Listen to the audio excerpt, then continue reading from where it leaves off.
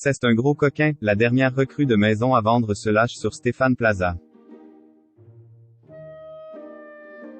Dernière recrue de maison à vendre, Carole Cara sera aux côtés de Stéphane Plaza dans l'émission diffusée ce vendredi 6 janvier sur M6. À cette occasion, la sœur de Fabienne Cara s'est confiée dans Téléstar sur les relations qu'elle entretenait avec celui qui l'a recrutée. Même pour une décoratrice d'intérieur, il n'est pas aisé de trouver sa place dans le joyeux bazar plus ou moins organisé de Stéphane Plaza. Surtout, lorsqu'Juan est accusé d'avoir été pistonné par le plus célèbre des agents immobiliers. Alors que le grand copain de Karine Le Marchand aidait Fabienne Cara à trouver l'appartement de ses rêves, son attention avait été troublée par la présence de sa frangine, Carole. Cette dernière, pleine de ressources et imaginative, impressionne l'animateur gaffeur, lequel l'embauche pour renforcer son effectif de collaborateurs. Avec moi, il n'y a jamais de piston. Seul le talent m'intéresse. Les gens comptent sur nous. Il faut être à la hauteur. Carole a du potentiel. Il nous fallait quelqu'un qui vienne de temps en temps en renfort car Sophie Ferjani et Emmanuel Rivassou sont très pris, récusait-il.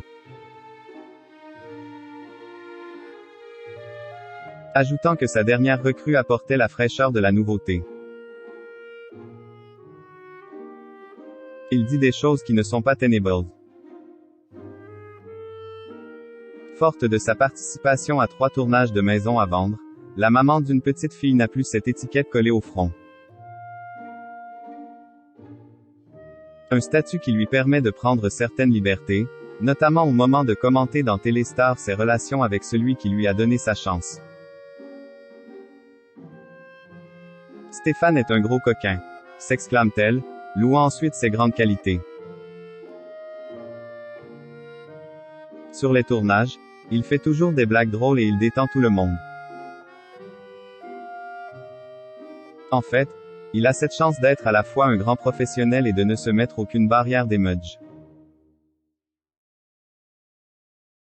C'est génial car les gens lui font confiance même si 2 minutes avant il leur a fait la blague la plus graveleuse de la planète.